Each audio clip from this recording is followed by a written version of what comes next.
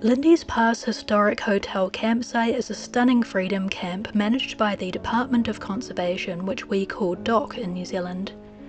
The land is part of DOC's 9-mile historic reserve. It contains the ruins of the Lindis Pass Historic Hotel and also a little stone hut built by gold miner Watty Thompson, which is next to the ruins of the old bridge. It's my favourite freedom camp.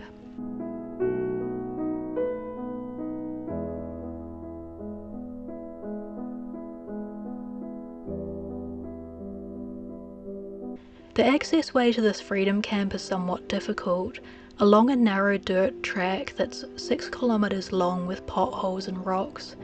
I've already created a video showing my dashcam footage of the road when I was driving in. Please watch that video first so you can gauge whether your vehicle is suitable for this road.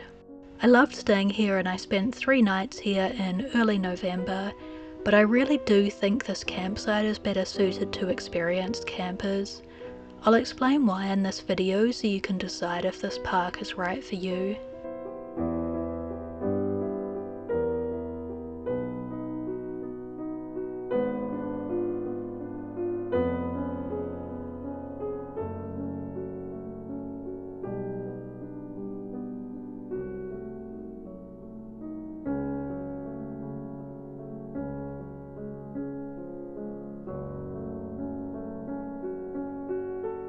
As with many Department of Conservation sites, you can't bring dogs to this park, and you're also not allowed to use guns here as it will scare the farm animals.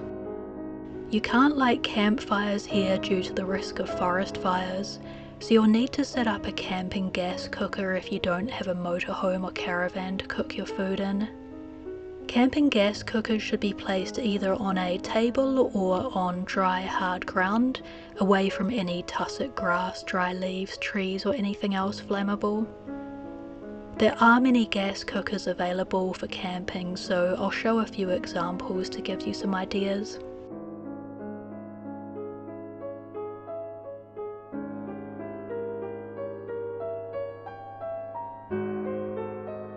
You don't need to have a certified self-contained vehicle to stay in this freedom camp. Staying in tents or vans that don't have the certified self-contained sticker is fine here.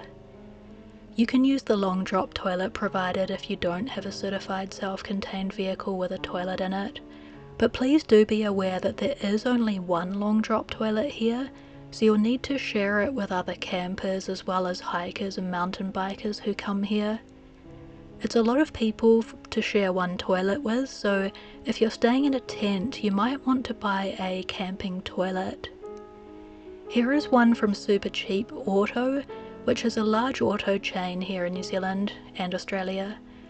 The porta potty model holds 15 litres of water in its flushing tank, and you can collect water from the river here at this park and add that to the flushing tank. If you want something much cheaper, you can buy this bucket-style camping toilet instead, but please note that these bucket-style ones are only permitted at this campsite because this campsite does not require the certified self-contained sticker. Obviously, you don't want to park under the tree branches of these old trees. Hundreds of people die each year worldwide due to standing or parking under trees or tree branches that then fall and crush them. So always check that the tree looks sturdy before parking next to it, and don't park under large branches that could crush you. Also, watch out for loose bricks in the hotel ruins. You should stand away from the walls and edges if you explore the ruins, and don't pitch your tent or park your vehicle next to the walls of the hotel ruins as the bricks could fall onto your vehicle or tent.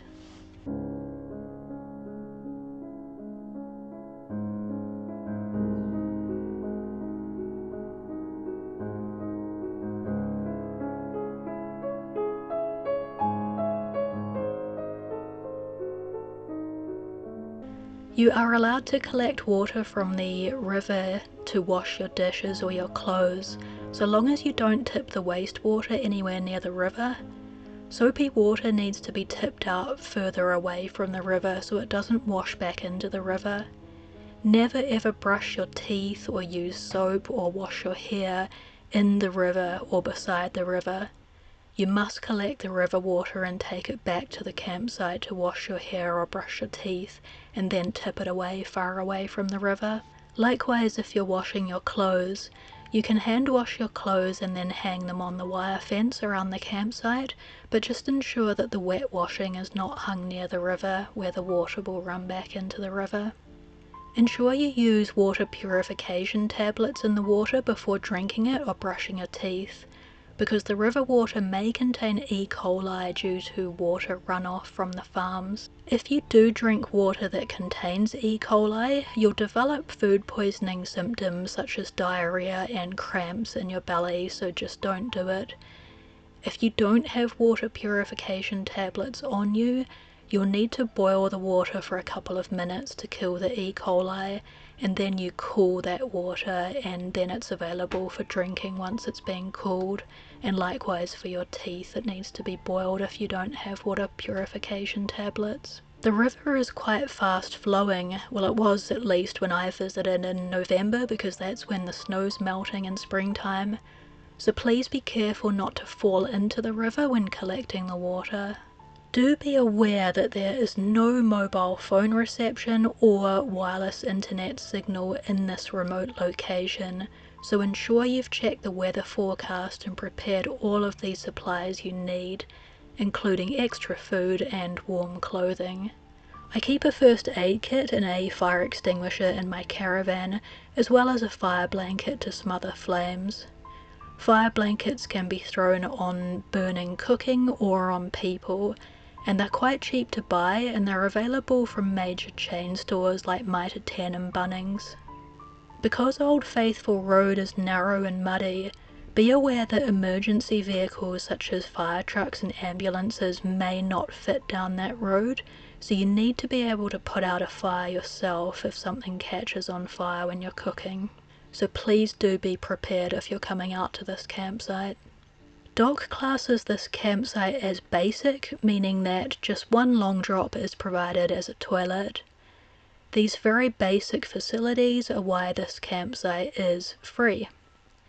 As with any long drop toilet, ensure you bring your own toilet paper.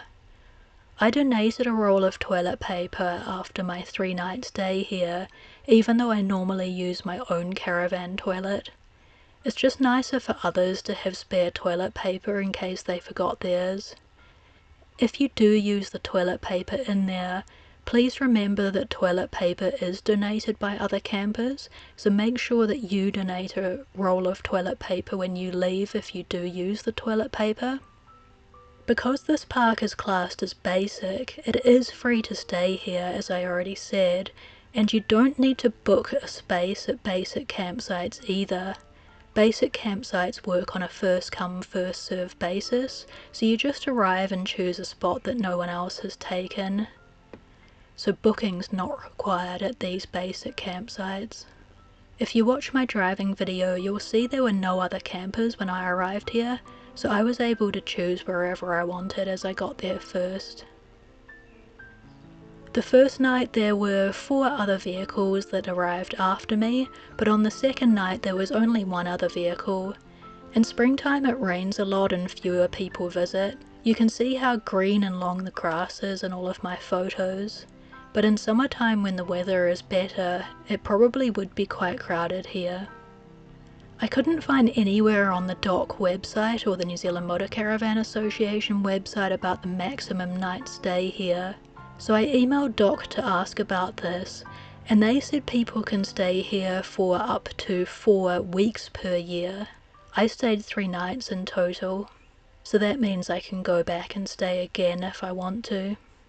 A few sandflies appeared near the river in the afternoon, so I kept the door closed after 6 PM and lowered the mosquito nets on any open caravan windows. The sandflies don't get me when I'm moving around, and they don't bite when I was out walking. If you're wondering why a hotel was built out here in the middle of nowhere, it was originally built for gold miners to stay in during the gold rush in Lindis Pass. This location was the first gold rush site in Otago after prospectors found gold here in 1861. The hotel was built and it was used as a store and a post office as well as providing accommodation. Watson Thompson, known as Watty Thompson, was the last gold miner to live here in this area, and he built his own hut using stones and concrete. This area is extremely cold in winter, and Watty lived out here all alone.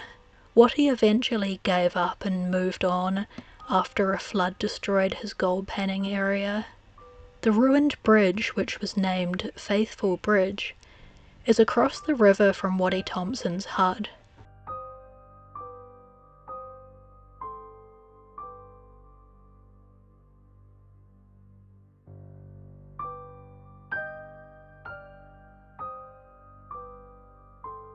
The old bridge led to Old Faithful Road and the historic hotel, but the modern route, which is State Highway 8, now follows along the opposite side of the river, which meant the bridge and hotel were no longer maintained and both fell into disrepair. You can see a gap in the trees where the old bridge lies. No one comes here to Old Faithful Road anymore, except the farmer who tends to the cows and sheep, and the people who come here to see the ruins and camp. Watty Thompson sadly died in the 1979 Mount Erebus plane crash, which was Air New Zealand's most deadly disaster, killing 257 people on board the plane. Watty is listed on the Erebus Disaster Roll of Remembrance. There are beautiful lupins everywhere around this park. Lupins handle dry regions really well. The large leaves direct rain droplets to the center of the plant. I hope you enjoy staying in this campsite. Happy travels! Bye!